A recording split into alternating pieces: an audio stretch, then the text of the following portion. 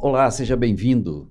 Estamos começando o IVF Business e Amigos, o podcast do mercado de saúde reprodutiva. Aqui a gente fala sobre negócios, sobre legados, sobre curiosidades, inovações, o que está por trás do nome das pessoas. Então, fique aqui com a gente, aproveite, compartilhe esse conteúdo. Se puder, dá o seu ponto de vista, se foi bom, bacana, a gente aceita crítica, se puder ser construtiva, melhor. E hoje eu vou conversar com uma pessoa fora de série que eu gosto muito, na minha opinião, um dos melhores gestores de reprodução assistida desse mercado. Seja bem-vindo, Rodrigo Favarini. Bondade sua. Obrigado, Erivelto. Obrigado pelo convite. É uma honra estar aqui conversando com você, podendo trocar experiências aqui. O Rodrigo Favarini é um ex-executivo do mundo automobilístico, aí da indústria automobilística. Ele fez uma transição de carreira interessante para o mundo da reprodução assistida. Hoje ele lidera um empreendimento de muito sucesso. E é interessante que ele trouxe um modelo já há alguns anos em que uma clínica de reprodução assistida, na verdade, não tem um médico à frente, sim uma embriologista. Eu quero que você explique um pouco mais sobre isso. Porém, antes de mais nada, quem é o Rodrigo? Bom, o Rodrigo a gente tem vem de uma família de 4 irmãos, com pais que são netos de italianos. Meus pais são do Paraná, começaram lá a vida, casaram, vieram para cá e começaram a tentar a vida aqui em São Paulo. Sou o quarto filho de uma família, né? Roberley, Roberto, Rogério e eu, Rodrigo. Minha mãe pegou pesado no primeiro. Te ajudou aí, hein? Meu pai começa a carreira dele trabalhando em multinacionais, né? Entrou na Mercedes, começou a carreira dele na Mercedes, e aí vem de uma família de, assim, metalúrgicos, né? Porque era o que na época podia ser feito, né? Então, minha mãe não tinha condição de pagar uma faculdade, nem nada desse tipo. Você é do ABC. Eu sou do ABC. ABC Paulista. Isso. Uhum. E esse era o nosso melhor caminho, né? Ser Senai, metalúrgico. precisava fazer Senai. Senai. Vamos fazer Senai. Você fez Senai. Fiz Senai. Prestei bastante Senai, inclusive. Para passar, né? Prestei na Mercedes, prestei no Senai de Santo André, prestei na Volks, até que eu entrei na Volks com 14 para 15 anos. E lá eu comecei a minha carreira, né? Então, essa era a nossas circunstâncias de vida, assim, né? A gente precisava, era o que tinha, era a melhor oportunidade. E foi lá que eu comecei, fiz Senai dentro da Volkswagen, 3 anos, 2 anos e meio, 3 anos de Senai. Depois a gente entra para dentro da fábrica mesmo como profissionais, né? E lá eu vou para dentro da ferramentaria. Muitas pessoas não conhecem o que é ferramentaria, né? Não. Ferramentaria É montagem. Na verdade, a ferramentaria vamos tentar explicar aqui, vamos se dizer, é o molde, né? É o molde, são as formas que fazem as peças do carro, né? Então, você tem lá porta, capô, teto, paralama, somos nós que fazemos esses moldes, né? Que são imprensas, fabricam isso. E da ferramentaria eu passei para a liderança e lá a gente coordenava lá um grupo de 40 ferramenteiros e trabalhei lá por 24 anos. Essa é a minha carreira dentro da Volkswagen, né? E você, quer dizer, você vem de uma família de metalúrgicos, praticamente, não metalúrgico, mas trabalhando aí na região do ABC, que Sim. eminentemente era, né? Na época do seu pai, possivelmente. E você visualiza que isso é um caminho interessante. Era o único caminho possível, na verdade, né, Rivelto? Era assim, o melhor caminho que a gente tinha ali, porque na sabedoria do meu pai e da minha mãe, a gente não tinha condições de pagar uma faculdade para 4 filhos, né? Então, entra no Senai, ali você tem a oportunidade de começar a ganhar um próprio dinheiro, e de lá você paga a sua própria faculdade, né? Então, você estuda de dia e à noite você vai para a faculdade, e assim foi a vida de todos os meus irmãos, inclusive, né? 3 deles ainda continuam trabalhando, né? Um trabalha na Mercedes e 2 trabalham na Volkswagen. Um está indo para a Alemanha, inclusive. Uhum. E eu também tive essa carreira. E durante 6 anos fiz dupla jornada. Foi quando a gente fundou a Inventre em 2017, junto com a Aline. 2017. Antes de você fundar a Inventre, você estava lá na sua vida de multinacional do ramo automobilístico, mas você é um cara que está sempre olhando negócios o tempo inteiro, olhando o mercado. E você tem se aventurado em alguns outros negócios que eu já dei uma estudada e vi que você vai nesse caminho. Esse estudo da multinacional, ele te ajudou a perceber o negócio em si e outras oportunidades, ou isso é coisa nata sua? Ajuda. Eu acho que o empreendedorismo, assim, ele é um pouco... Nasce um pouco com cada pessoa, assim, sabe? Meu primeiro negócio eu fali com 20 anos. Você falhou? Eu Faliu? eu Você fali. quebrou o seu negócio aos Que- 20 anos? O Quebrei, porque primeiro? eu abri uma loja de suspensão e som e insufilme, junto com um amigo. Com É, 20 anos? com 20 anos, eu estava trabalhando na Volks, óbvio, né? A gente tinha. E aí eu com amigos, era um pessoal que gostava de carros. Ah, vamos abrir uma loja de suspensão. Na época era moleque bem legal, rebaixar carro, isso filme, som. Durou 6 meses. 6 meses. Mas mas foi aprendizado. Eu vi que você passou por uma fase difícil, você teve um problema de saúde, um negócio. Como é que é essa história? Você já quebrou um negócio aos 20? É, Quando foi que você passou um e sofri um acidente perrengue? aos 20 também. Foi aos 20 também? É. Na verdade, foi um tiro que eu levei, né? De um assalto com 20 anos. Quer que eu conte a história? Eu posso contar a Ah, história. dá uma resumida aí, porque o sujeito já começa a vida profissional, quebra aos 20, toma um tiro também logo em seguida. É, minha mãe não gosta muito dessa história. É, eu fazendo faculdade, voltando da faculdade um dia, na verdade, eu não fui para a faculdade, fui, acho que, comprar um celular no shopping. E olhei. Sabe quando com 20 anos você está com muito conflito da vida, né? Você tem muito ego. Pro público que eu convivi ali na época, eu tinha um bom salário, né? Já tinha minhas coisas particulares. E voltando para casa, parei no farol, olhei para o lado, percebi um cara atravessando a rua na Avenida do Estado, ali em Santo André. Para quem é de Santo André ali, conhece o Cabeça Branca ali, bem conhecido. E, e ele atravessou e eu observei que ele vinha olhando muito para o carro, né? E eu fiquei olhando e quando ele chegou atrás do carro, ele sacou o revólver e eu tinha ali alguns segundos para ou eu esperar ser abordado ou eu sair. Como eu percebi alguns segundos antes, eu falei, eu vou embora que ele vai, né, esquecer ou vai desistir. Quando eu engatei e saí, ele bateu no vidro, né? Ali na coluna B do carro ali, e deu 3 tiros e um pegou na minha cabeça. É, é como se é como se alguém entrasse e te desse um soco na cabeça na hora, né? Porque qual que é o primeiro pensamento, assim? O primeiro pensamento é ninguém volta para contar, né? Quando você fala, putz, tomei um tiro, ninguém volta para contar. Vou morrer daqui 1 segundo, daqui 30 segundos, vou apagar. E foi isso que passou na minha cabeça. Aquela famosa frase que diz que sua vida toda passa pela frente, é verdade mesmo. Em Passa poucos em segundos. poucos segundos, passa todo um filme. E com 20 anos vinha na minha cabeça assim, putz, eu tenho 20 anos e tô indo embora, né? O meu primeiro pensamento foi, putz, que sofrimento que eu vou trazer para meu pai e para minha mãe, né? Entendo. E até me emocionando falando disso e, bom, naquele momento continuei dirigindo, dirigi mais uns 500 metros, mas o pessoal todo que viu aquela cena do farol, eles não me passavam, né? Ficaram acompanhando o carro. Eu consegui parar num posto na frente, sair correndo ainda com uma sensação de que, meu, sei lá, vou tomar... O cara tá atrás de mim, sabe? Aquela sensação de medo. Pedi ajuda para uma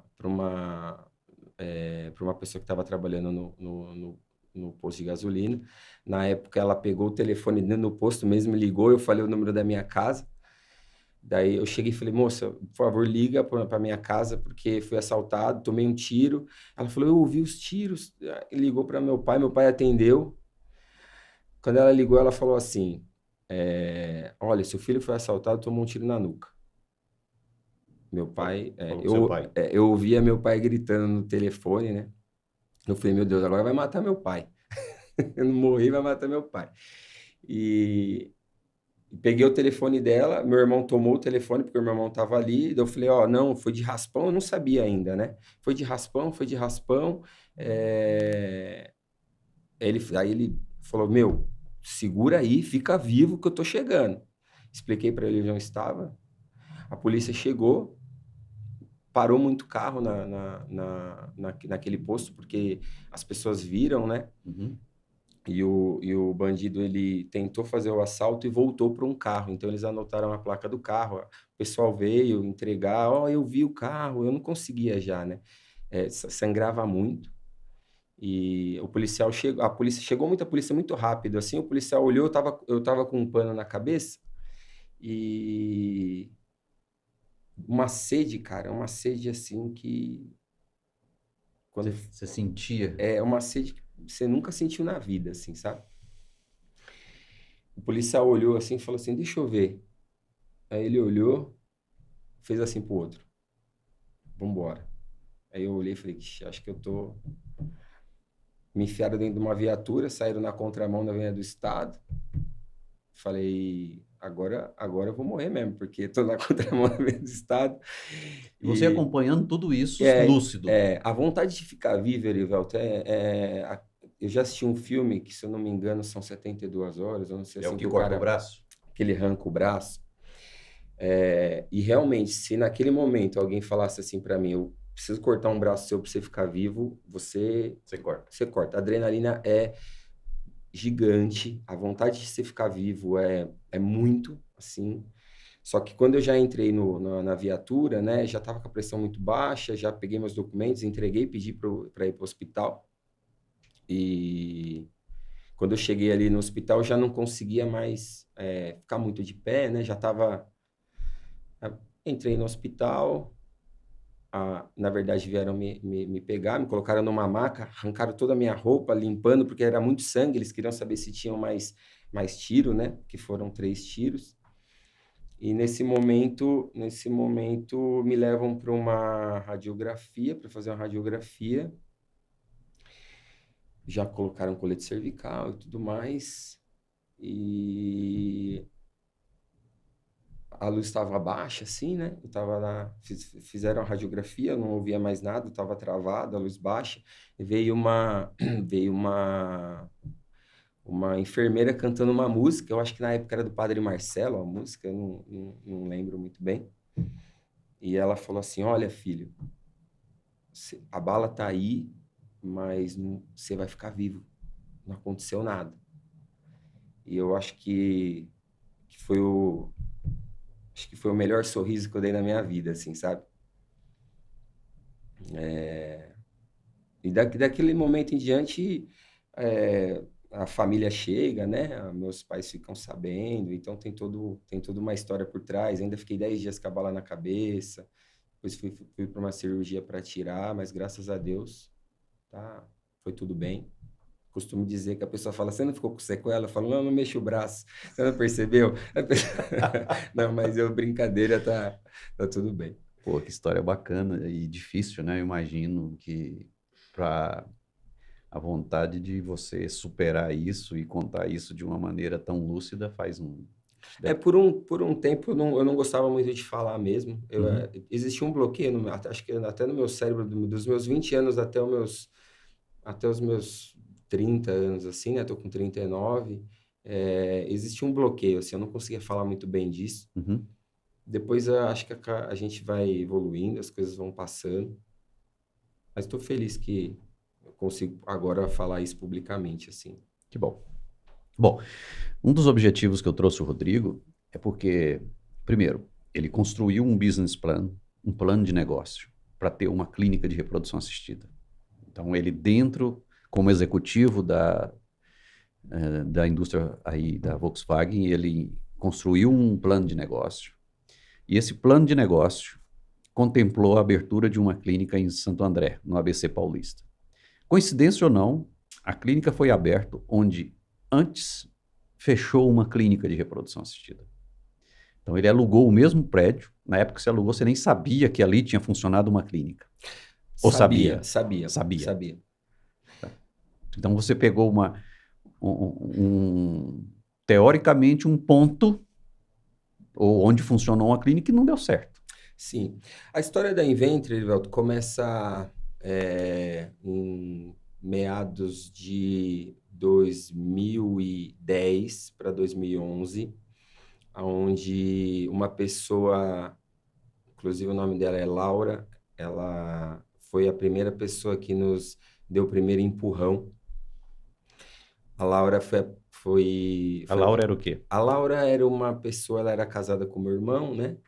Uma pessoa da E família. era uma pessoa da família. Ela também trabalha na área da saúde. Ela é proprietária da Lumière, que fornece produtos hospitalares. E a Aline, que hoje eu sou casado, né? A gente namorava naquele tempo. A Aline a Aline era embriologista de uma clínica. Tá. E a Aline, Você já era casada com ela? a gente namorava, né? Já tinha planos de casar. Ela era Ela é embriologista e embriologista. você na E Volkswagen. eu na Volkswagen. E ela sempre falou assim, né? A Aline sempre falou assim, meu, precisa ter um serviço totalmente privado dentro do ABC, né? E a Laura foi a pessoa que falou assim, vamos fazer um projeto. Escreve um projeto. Rodrigo, Aline, escreve um projeto. A gente escreveu esse projeto. Esse projeto, ele ficou 6 anos na gaveta, né? Até que a gente conseguiu viabilizar a clínica em 2017. Uhum. Eu apresentei esse projeto numa conversa de boteco mesmo, para o Anderson. O Anderson, ele é meu primo. Que hoje é seu sócio. Que hoje é nosso sócio. E a gente sentou, avaliou esse plano. Hoje, eu olhando para o plano, era um plano muito... era um plano muito, básico, muito juvenil, vamos se dizer assim, mas era um plano. E aí a gente... Bom, vamos abrir a clínica, né? Sem ter ideia macro do que era reprodução humana, eu acho que se fosse o Rodrigo de hoje, não teria aberto uma clínica. Não? Porque, não pelo lado da reprodução humana, mas pelo medo, sabe? Eu acho que quando a gente tem um conhecimento muito daquilo, aquele conhecimento nos coloca travas, que você sempre vai achar mais problemas do que solução. E como a gente não conhecia os problemas da reprodução humana, a gente simplesmente enfiou a cara e falou, vamos fazer, né? Sem saber... Você tinha um plano. Você Sim, fez o sim, plano. sim. Mas hoje você olha para trás e fala, meu, três loucos que se juntou e fez a coisa acontecer. E quando a gente decidiu, por coincidência, esse prédio ele estava vago, né? Tinha acabado de estar. A gente conversou com o proprietário, fizemos uma boa reforma na clínica e foi lá que a gente fundou a Inventre, dentro da metodologia do que nós tínhamos pensado, tá? Sem conhecer reprodução humana. Você conhece um pouco da nossa eu acho que se história? você conhecesse tão bem hoje, naquele momento, se naquele momento você conhecesse como você conhece hoje, eu entendo que as travas seriam maiores. Sim. Que a ignorância é uma bênção, né? Ah. Quando você tem a coragem, tem minimamente um plano desenhado, tem energia e vontade para colocar ali, não tem como dar errado. Sim. Mas o medo te paralisa, o medo de dar errado. Isso. Né?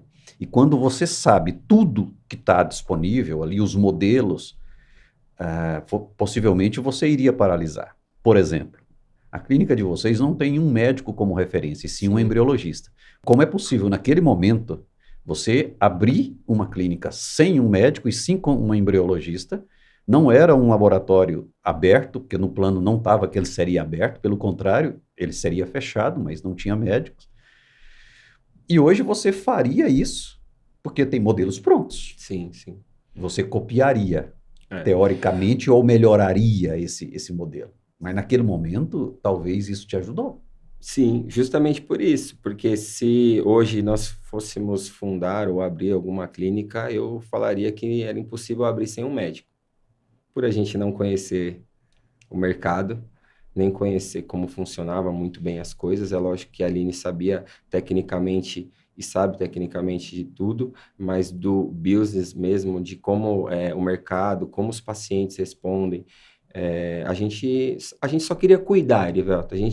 Ela tinha uma ideia de cuidar do paciente, de primeiro... Mas ela era como embriologista, ela não era linha de frente. Sim, sim. Mas tinha a ideia, o propósito do cuidado. Isso. Antes de conhecer a experiência do paciente, antes de conhecer a jornada do paciente, nós não sabíamos nada disso. O que nós queríamos era cuidar do paciente. Esse era o nosso maior desejo. A gente precisa... o cuidar de pegar no colo, né? Modo de se dizer, de você chegar e saber que seu nome está lá, está sendo esperado. A gente já tinha como cultura, hoje olhando, né? Querer cuidar do paciente, querer cuidar da experiência do paciente, sem saber que isso já existia, sem saber que existiam metodologias para isso. E quando a gente funda a Inventre, que a gente coloca esse primeiro atendimento, é justamente para primeiro cuidar da educação do paciente. O paciente, ele vem muito nervoso para consulta, ele vem muito ansioso, eles esquecem das coisas, eles não perguntam todas as coisas para os médicos, para os embriologistas ou para o enfermeiro. Né? Então, qual que era a nossa ideia? Nossa ideia era, primeiro, o paciente ele entender o que era reprodução humana, confundir inseminação com fertilização. Primeiro, eles precisam entender. Depois que a gente cuidar da educação do paciente, ele entender, a gente vai ver o que ele precisa, né? Então, foi por isso que a gente desenhou esse primeiro atendimento, aonde ele conhece o que é reprodução humana, conhece todas as variáveis de cada tratamento, as possibilidades dentro de cada tratamento, e aí sim ele vai começar a ser investigado por um médico para saber se ali cabe um tratamento de reprodução humana e qual é o melhor tratamento que cabe para ele ali. Tá? Entendi. A nossa ideia era essa. Foi aí que a gente, em 2018, estamos num congresso, acho que em Curitiba, e você foi a primeira pessoa que começou a falar sobre a experiência do paciente assim em reprodução humana, falar de gestão, e foi lá que a gente deu a ideia de, pô, a gente precisa padronizar isso. Temas dentro do programa, o programa ficou bastante robusto. A gente falou sobre experiência do paciente. Eu tinha estado em 2019, antes do congresso, muito ligado à experiência do paciente. A gente tinha feito uma imersão na Espanha, visitando diversas clínicas de reprodução assistida. A gente teve lá uma parceria com o Instituto de Experiência do Paciente da Espanha, e o tema estava muito forte. Então, naquele congresso que você participou, foi o primeiro dessa geração em que a gente estava falando de gestão, falando de indicador, e eu realmente não me recordo, porque a sala estava muito cheia, estava você e a Aline sentado lá, e depois a gente acabou se encontrando algum tempo depois, que eu fui fazer uma visita e vocês me apresentaram o que vocês estavam fazendo. Eu falei, mas isso aqui já é exatamente, vamos dizer assim, aquilo que se espera do que vai acontecer para os próximos anos. Isso era 2019 praticamente, Isso. final de 2019. Hoje nós estamos quase 5 anos, Isso. praticamente 5 anos depois. Hoje é inconcebível que qualquer iniciativa nessa área de saúde reprodutiva não contemple minimamente algum tipo de experiência a ser entregue. E o principal, que eu acho que você faz muito bem, gerenciar os indicadores dessa experiência. Sim. Eu tenho uma fala sua, Erivelto, que nesse primeiro café que a gente tomou, quando a gente apresentou a ideia do que nós fazíamos, né? Você falou assim, caramba, eu tô vindo de uma das maiores clínicas aí do Brasil e finalmente eu tô vendo alguma coisa diferente no mercado. O que vocês estão fazendo aqui é diferente, mas vocês precisam alinhar isso e colocar isso de uma forma padronizada, de uma forma onde fique mais claro o entendimento para todos, né? E foi dali que começou, né? Um dos gatilhos foi esse. Foi bom ouvir isso, foi legal ouvir isso, porque a gente tem dúvida se a gente está no caminho certo, se a gente está fazendo o melhor trabalho, se não é utopia nossa tá fazendo algumas coisas, né? Se você tiver a oportunidade de entrevistar a Aline, você vai ver que ela tinha muito medo de fazer esse primeiro atendimento do que as pedras que tacariam nela, né? As pedras são simples. Como é possível que uma clínica de reprodução assistida, o paciente chegue e seja atendido por um embriologista? Aliás, é uma boa oportunidade para isso. Hoje você tem sistemas. Por exemplo, um dos nossos patrocinadores aqui, a Amigotech, hoje é um dos principais programas que ajuda na gestão das clínicas. Equipamentos que vocês abriram lá, um outro patrocinador nosso aqui é a Spectrum, que historicamente está ajudando o mercado. E agora um novo patrocinador, que é a Criovita, que é um hub de gametas, já uma nova demanda para esse mercado. Então, e aí virão outros apoiando a gente, resgatando essas histórias de vocês, de pessoas que vão passar por aqui, e mostra assim, o quão artesanal a gente era no passado. Mas aí que é a beleza da coisa, cara. Você acreditava na ideia, você fez as cartolinas, você entendia cada momento disso, e o mais importante, que aí é o aprendizado que a gente tem. Não adianta você ter processo se você não mensura processos, se você não gera indicador e compara tempos e movimentos. E aí eu acho que é o grande X da questão, assim.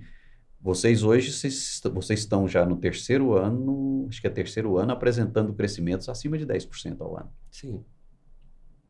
Então, assim, o modelo funciona. E vocês fazem uma gestão ali dos indicadores rigidamente que eu já vi. Essa é a beleza da coisa. Então, vocês testam o modelo o tempo inteiro. Não tá bom? Muda. Não tá bom? Muda. Troca a experiência, mede, conversa com o paciente, altera. E aí eu já aproveito para jogar para você aqui uma provocação. Qual é o melhor índice de conversão de consulta para ciclo? Vamos lá, né? Vamos falar assim, porque a Inventre, a gente mede a Inventre de uma forma que é um pouquinho diferente do que eu acho que das clínicas tradicionais, porque a gente tem um primeiro atendimento, então a gente tem uma entrada ali no funil. Esse primeiro atendimento, ele joga para baixo, para dentro da primeira consulta ali com o médico especialista, e aí você tem o tratamento, né? Então, o médico converte para o tratamento. Se eu pudesse falar... Antes disso, a criação desse funil, para mim está muito claro. Eu quero que você responda a minha pergunta depois sobre qual é o melhor índice de conversão na sua opinião. Certo. Mas antes, agora você me deu o gancho para perguntar o seguinte. Você acha que todos os gestores, todas as clínicas, todos os negócios de reprodução trabalham com esse funil de conversão claramente do jeito que você colocou? Eu acredito, Erivelto, eu não posso falar porque eu não conheço muitas clínicas, tá? Inclusive é uma dor que a gente veio conversando aqui. Nós deveríamos ter um fórum, nós deveríamos ter uma sociedade de clínicas de reprodução humana para que nós pudéssemos falar sobre isso, para que nós pudéssemos trocar boas práticas, para que nós pudéssemos melhorar o mercado de uma forma geral, pudéssemos aumentar o número de ciclos no Brasil, sabe? Porque o que eu vejo, né? Eu vejo assim, a Inventre, ela cresce a cada ano, mas o mercado tá andando de lado, estagnado. A Inventre tira paciente daqui, outra clínica tira paciente da Inventre, e a gente fica nesse toma lá da cá de paciente, mas ninguém vai conversar como que a gente pode aumentar efetivamente o número de tratamentos no Brasil de uma forma geral, né? Como que a gente faria isso? E eu acho que isso precisaria ser discutido em um fórum muito sério para a gente fazer um trabalho longo, para que daqui 10 anos a gente possa colher os frutos disso. Não simplesmente ficar tomando paciente de uma clínica, de outra, minha clínica cresceu, a do outro não cresceu, né? Acho que não faz sentido isso. A gente mede muito a Inventre, eu e o Anderson, nós viemos de uma escola onde a gente aprende, né, a se medir tudo para que você tome as melhores decisões. Então, você saber o tempo que o paciente entra na sua clínica, quando ele fecha tratamento, te dá já uma previsibilidade de você saber assim, pô, se eu atendi 10 consultas em janeiro e o paciente ele leva 3 meses para fechar o tratamento comigo, né? Fechar, para ele assinar, para isso virar receita, né, para nós. Eu entendo que se eu tenho um índice de conversão de 50%, então fica meio básico, fica mais previsível isso, né? Bom, eu atendi 10 consultas em janeiro, fevereiro, março, provavelmente eu já tenho 5 tratamentos fechados, né? Então eu preciso trabalhar em fechar o tratamento, legal, eu preciso melhorar meu índice de conversão, eu preciso melhorar a experiência do paciente dentro da clínica, eu preciso melhorar meu primeiro atendimento, eu preciso fazer com que o paciente entenda a jornada dele, eu preciso que o médico também, de uma forma inteligente, de uma forma bem colocada, faça com que o paciente entenda que o melhor está ali colocado à disposição dele para melhorar as minhas taxas. Legal, isso é um trabalho que a gente faz internamente. E aí é um trabalho que eu falo que é o dia a dia, você conquistar o paciente desde a entrada, né? Hoje a Inventure tem um concierge, esse concierge recebe o paciente, prepara o paciente para saber o que vai acontecer no dia dele, né? Então a gente fala, ó, nós vamos fazer um tour pela clínica, você vai conhecer sua jornada,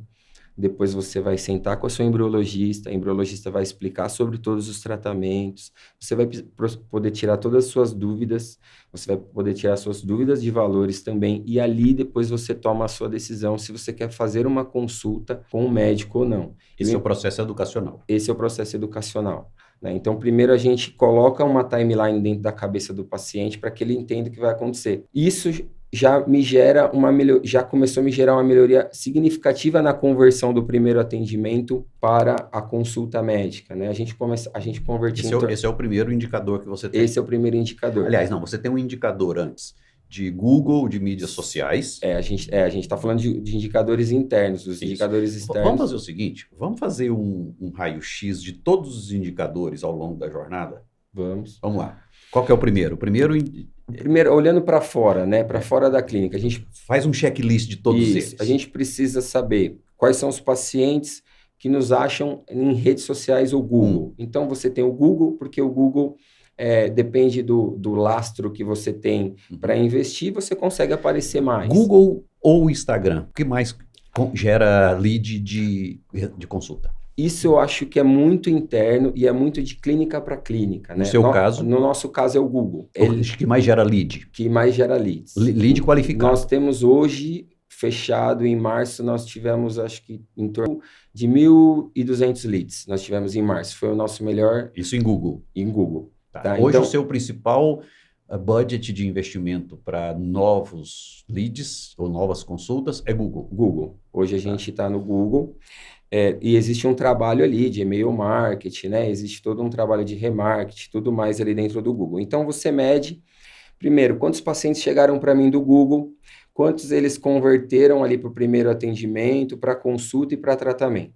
Então, a gente tem um funil dentro do Google. Só aí, a partir do Google até o tratamento, você tem 4 indicadores. Isso. Tá. Agora, dentro da jornada, você tem indicador de retorno, um que eu gosto muito, que é o dias que esse paciente entrou e fechou o contrato. Isso. Fechou o contrato ou tratamento? Fechou o tratamento. Assinou o contrato. Assinou o contrato. Tá. Eu me recordo uma época de um case que você apresentou, que você tinha um número muito alto. Dias que o paciente entrava e não convertia. Isso. Para o contrato. Isso. E você colocou isso na cabeça que aquilo não podia ser aquela quantidade de dias. Tinha que diminuir. E você diminuiu. Era quanto, foi para quanto? Olha, quando a gente fazia o primeiro atendimento para consulta médica, o paciente demorava quase 2 meses para voltar na consulta. Quando a gente começou a olhar isso, e aí ele voltava para a consulta, e para ele tomar a decisão de retorno com os exames e fechar o tratamento, era quase 6 meses, Erivel. O paciente entrava em janeiro e ia virar receita, virar tratamento lá em junho, julho para a gente. Então seriam 2 meses daquele processo educacional para consulta, mais 6 para o tratamento. Isso. Nós estamos falando de 8 meses. Isso, justamente. E aí? E quando você começa a olhar um indicador, né? Eu falo que você quer resolver um problema, você coloca o problema lá na sua frente. Tem que colocar lá na sua frente o problema e olhar para tudo. Todo dia você tem que olhar para ele. Quer resolver um problema, coloque como foco. Olha para ele todo dia. coloca lá na sua tela e olha para ele todo dia. Uma hora você vai resolver esse problema. E aí a gente começou a criar ferramentas para tentar trazer o paciente mais rápido, né? Uhum. E hoje a gente está dentro, acho que, de uma normalidade. O paciente ele entra na clínica em torno de 60 a 70 dias ele está fechando o tratamento, que é o tempo de fazer os exames e tudo mais, né? Então foram ajustes internos que nós fizemos, ajustes do próprio atendimento, da neurologistas falarem com os pacientes, né? Até mais casca que a gente vai ganhando, sabe? Com o tempo, forma de se falar. Palavras de fechamento, Isso, gatilhos. Isso, justamente. Do Google, nós temos os pacientes que chegam através de redes sociais. Das redes sociais, o Instagram é o seu maior captador? Facebook. Veja, a importância da gente estar falando isso aqui. Reprodução assistida tem uma história com o Instagram, que o Instagram é, de fato, o principal, ou seria, de fato, o principal canal. Quando você vai olhar os números, você me fala de Google. Google coloca paciente na minha clínica. Sim. Né? E você fala que o Facebook te traz pacientes. Qual o papel do Instagram? Eu costumo falar assim, Evelto, cada clínica, né, cada médico, né, o Instagram, ele ainda né, mas ele foi como se nós estivéssemos na Paulista 50 anos atrás, passando, e tivesse terrenos vazios. Quem ocupou aquele pedaço, comprou um terreno na Paulista, tá muito bem, né?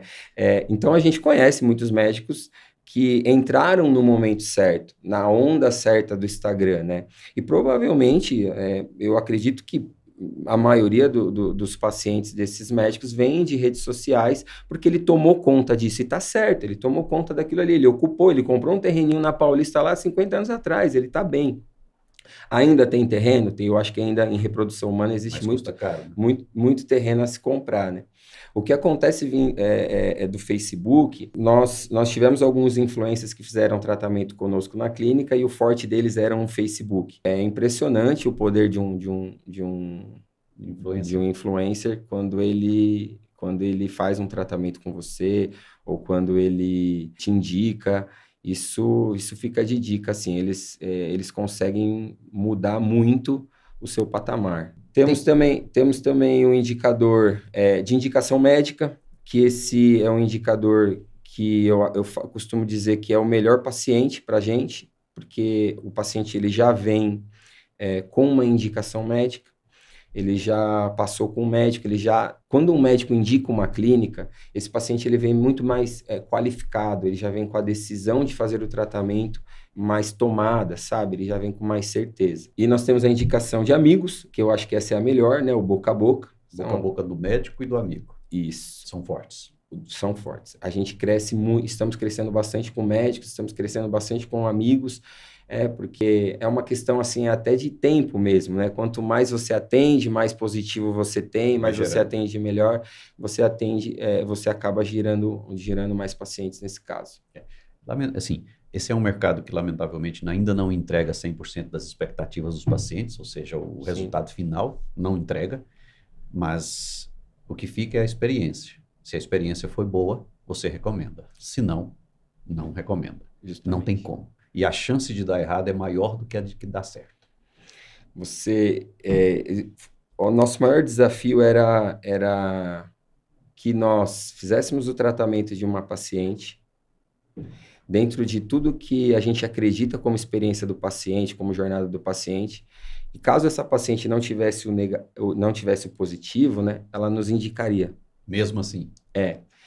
Esse foi uma fala minha, a gente conversando, a gente falou, bom, se um dia a gente tiver, e aconteceu da paciente falar, olha, eu não engravidei, mas eu indico vocês, porque foi a melhor experiência que eu tive aí, né? De tudo que eu passei, eu entendo que, mesmo não tendo um negativo, eu voltaria e tomaria a decisão de fazer na Inventure. Isso é muito legal, assim, né? Isso é o que nos mantém com a decisão certa de seguir no que nós estamos fazendo, sabe? Porque a dúvida sempre vai acontecer, né? Vou para lá, vou para cá, mudo, não mudo.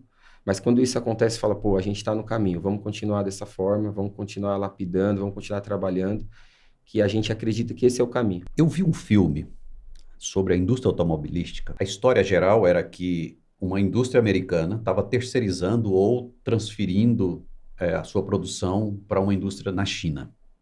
E eles estavam implementando lá na China um negócio chamado startup. E era um grande desafio. Startup dentro do mundo automobilístico, você vai me corrigir, é mais ou menos o seguinte: vai começar o trabalho de manhã, numa segunda-feira, 15 minutos, acho que menos talvez, as pessoas em pé se reúnem com o gestor e define ali e a coisa começa. E eu achei isso interessante, depois fui ver que isso é comum na indústria automobilística. Hoje, também na China, mas principalmente no mercado americano. E eu vi você fazendo isso lá na clínica de reprodução. Você, de fato, colocou o modelo de startup, ou seja, de gestão da indústria automobilística dentro de uma clínica de reprodução? Posso-se dizer que sim, né? Na verdade, são ferramentas que são praticadas no mercado, são reuniões que são praticadas não só na indústria automobilística, mas em qualquer empresa, né, de grande porte. E o que eu percebo? Um dos maiores problemas que nós temos em qualquer negócio é comunicação. E uma vez, quando você nivela o nível de comunicação, quando você democratiza o nível de informação para todos, isso melhora de uma forma considerável o seu trabalho, o seu processo ali no dia a dia. Nós precisaríamos dar um pontapé na semana, né? Como é que vai ser nossa semana? Como está planejada a nossa semana? Então, a gente tem ali toda segunda-feira uma reunião de startup, onde a gente dá um pontapé na semana mesmo, né? Reúne toda a equipe ali rapidamente, são 15, 20 minutos. Para isso, a gente tem a gestão à vista, né? Dentro da jornada... Toda segunda? Toda segunda-feira.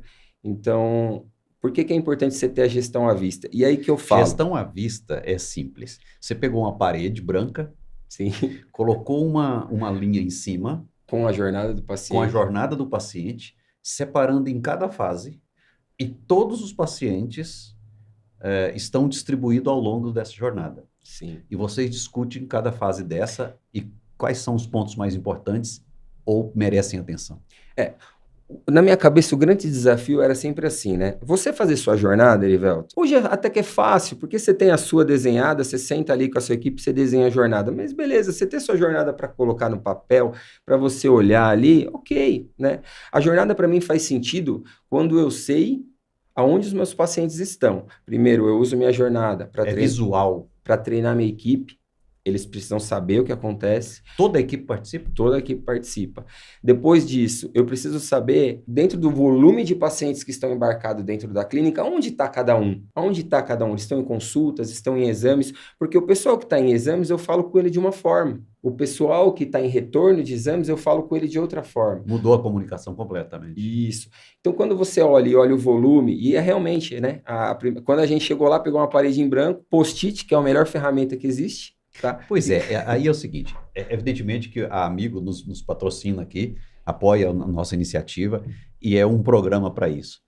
E muita gente acha que eu preciso ter um programa magnífico, eu só posso começar se eu assinar com um Amigo, que aliás é super barato.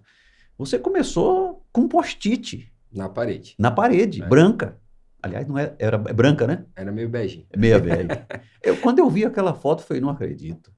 A jornada está na parede e o post-it vai caminhando na jornada. Para a gente saber aonde exatamente está cada paciente. E aí que eu falo, aí a gente consegue começar a cuidar efetivamente da jornada do paciente. Hoje ela já está, né? Ela já está dentro de um sistema. Nós já conversamos com o paciente por e-mail. Então, por exemplo, o paciente ele anda de jornada, de ponto a ponto. Então, naquele ponto, por exemplo, eu tenho um paciente que ele está em exame. Então, eu tenho lá 100 pacientes que estão em fase de exames. Eu sei que esse paciente vai retornar para mim daqui 45 dias. Quais são as dúvidas do paciente nesse momento? E como eu posso fazer que ele retorne em menos tempo? Isso. Quais são as não dúvidas? perdê-lo. Para que serve cada exame? O que é cada exame? Então, eu tenho um e-mail lá, formatadinho, validado pelos meus médicos, né? Olha, esse exame serve para isso, esse serve para aquilo. Então, ele recebe essa informação porque ele está naquele momento, é a dor dele naquele momento. Você não abandona ele, você fica o tempo todo em comunicação. Isso, e a cada 15 dias a gente está conversando com ele. Como é que estão os exames, como estão os andamentos. E ele tem uma data para retornar. Isso, ele já sai com a data para retornar. A cada 15 dias a gente conversa com ele para manter esse paciente junto conosco, para tirar qualquer dúvida, para ajudar eles em exames. Mas eu só consigo fazer isso se eu saber quem está em cada ponto, você concorda? Concordo. Né? E você já aproveita, que eu percebi que você aproveita para educar quem vai falar com essa pessoa e qual é o tom que você tem que dar. Isso mesmo. Chega um ponto que você não vai precisar fazer mais isso. Mas a pessoa ali você está treinando. Sim, sim. Essas reuniões de startup, elas servem justamente para saber como está a semana, saber se tem algum paciente ali que demanda algo muito especial. Às vezes você tem uma paciente que demanda algo muito especial e você precisa conversar toda com a equipe sobre isso, né? Alinhar até volume de trabalho. Então, tem semanas que são... quem sabe de reprodução humana, tem semanas que são uma loucura. Então, você precisa ali organizar, acertar algumas agendas. Conflitos de agenda é o que mais acontece, né? Muda porque o paciente menstruou um pouquinho mais cedo, um pouquinho mais tarde, a gente vai precisar mudar, vai ter que mexer na agenda, isso acontece, isso tudo é feito nessas reuniões, né? Nós temos reuniões também que são reuniões de follow-up, que são feitas toda semana. Nessa startup, os médicos participam? Essa startup depende muito de como está a agenda do médico, porque às vezes... E ao longo e como está a jornada? Isso mesmo. O que os nossos médicos participam são... a gente tem reuniões de follow-up onde a gente passa ali os pacientes que a gente chama de focal point, né? Então, tem alguns focal points ali dentro da jornada que a gente precisa tomar algumas decisões específicas. Então, os médicos estão com a gente naquele momento para tomar essas decisões. Perfeito. Assim, aproveito aqui para deixar bem claro que quando eu escuto, assim, esse mês está ruim, os ciclos não foram bons esse mês. Essa é uma visão que eu não gosto. Por quê? Nada acontece naquele mês. O que está acontecendo naquele mês é fruto de algo que já aconteceu 3 meses antes. Sim. Até mesmo um agendamento de uma primeira consulta. Hoje, eu aconselho que uma primeira consulta não seja agendada com mais de 10 dias de espera. É minha opinião. Eu acho que com o paciente, que é o caso da infertilidade, é um desrespeito com o sentimento do paciente. Quando o paciente decide ligar para uma clínica, mandar um WhatsApp, cara, ele não quer esperar. Ele não quer esperar. Ele aceita esperar porque não tem no momento e na janela de tempo que ele precisa com um determinado especialista. Mas a clínica precisa ofertar para esse paciente uma alternativa. Mas ele não pode esperar. Ele já perdeu tempo demais. Tempo vale muito. Olha o que a gente está validando agora na clínica, né? Quando o paciente chega até nós, a gente faz uma primeira pergunta para ele. Se você tem indicação médica, olha como muda. Sabe por que muda, Erivelto? 50% não tem indicação médica, não passou por tratamento de reprodução assistida, não conhece nada, ela simplesmente não está conseguindo engravidar. E aí ela começa a pesquisar, ela acha que ela precisa de uma clínica, né? Ela já fez algumas análises, e aí a gente coloca esse primeiro atendimento para ela. Olha, vem aqui, vem fazer essa imersão dentro da clínica, vem conhecer, vem entender sobre reprodução humana, e aí sim você vai passar com o médico.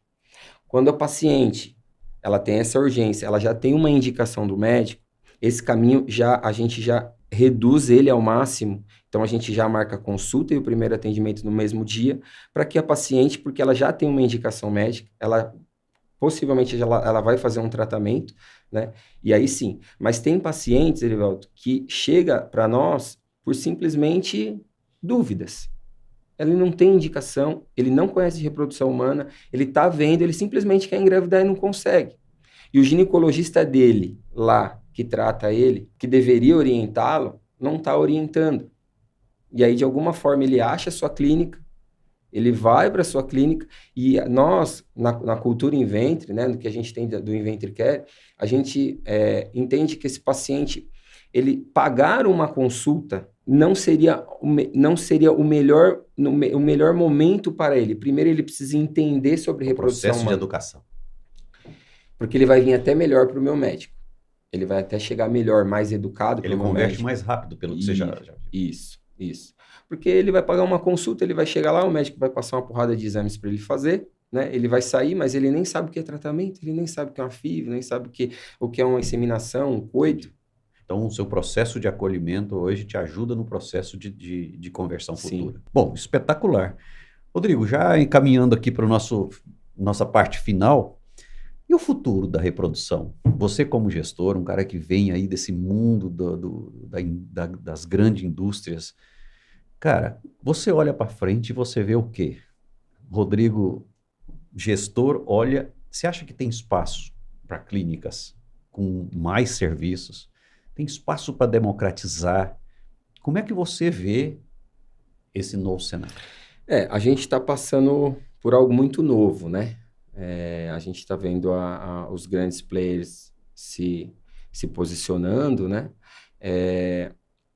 Erivelto, eu acho que, como você diz, uma frase sua, o mercado da reprodução humana de ontem não vai existir mais, né? Algumas coisas vão mudar. A gente precisa olhar para os outros países e saber o que aconteceu lá, que provavelmente vai acontecer aqui.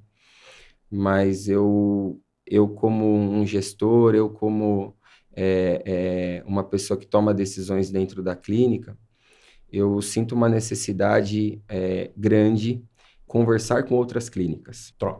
Trocas. Eu não acredito mais que existe alguém que tem o segredo da Coca-Cola, que sou eu, porque eu faço mais ciclos ou menos ciclos. Eu acho que nós precisamos pensar de uma forma diferente. A gente precisa pensar em como aumentar o número de ciclos, como baixar nossos custos, como propriamente trazer mais profissionais qualificados para o mercado, não profissionais de não médicos, ginecologia ou embriologistas, né, mas gestores, né, pessoas de administração.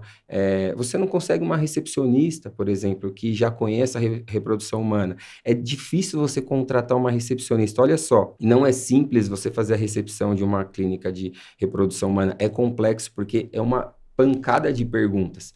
Então, você precisa treinar muito bem. Você precisa ter... A gente não tem uma escola de formação, né? Tem a sua, mas assim, eu falo especificamente para alguns fóruns. Trocar boas práticas com outras clínicas, sabe? Isso é o que eu mais desejo hoje. Para quê? Porque o que eu faço, o que a gente faz, talvez de boa prática na Inventre, não é segredo, pô.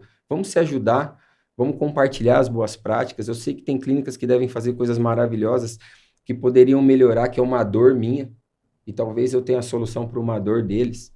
E eu não vejo isso acontecendo. Eu vejo todo mundo trabalhando lá em silos, fechadinho, separados, olhando.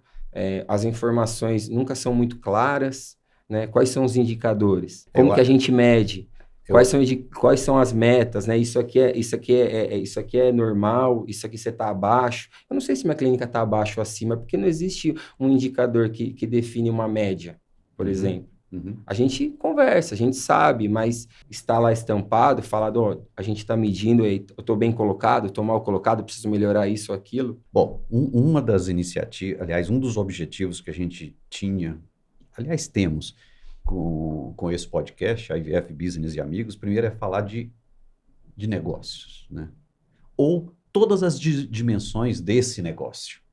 E, evidentemente, ter uma proximidade maior e gerar amizade, sim. Amizade no sentido também que nos permita ficar próximos e falar sobre esses temas. Sim. Né?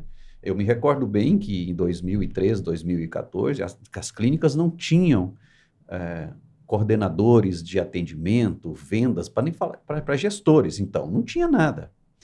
E hoje estar trocando aqui com você, para mim é um privilégio. E eu aprendo muito com muita gente que hoje estão fazendo processos muito, muito bons. Aqui no canal mesmo, a ideia é exatamente trazer esses temas. Acho que a gente pode, mais para frente, vir falar só de indicadores.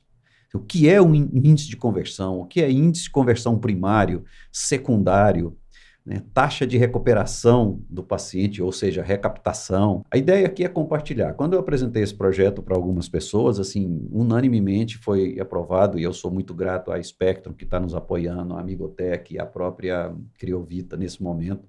São pessoas que acreditaram que esse espaço é necessário. Então, a ideia aqui é o que você está fazendo de interessante, como você vê esse mercado, até onde você pode abrir e conversar aqui. Então, já aproveito para pedir que compartilhe aí com sua rede os links. Então, Rodrigo, é interessante essa sua colocação toda, porque mostra claramente o seguinte, cara, não tem clínica pequena, clínica grande, clínica média.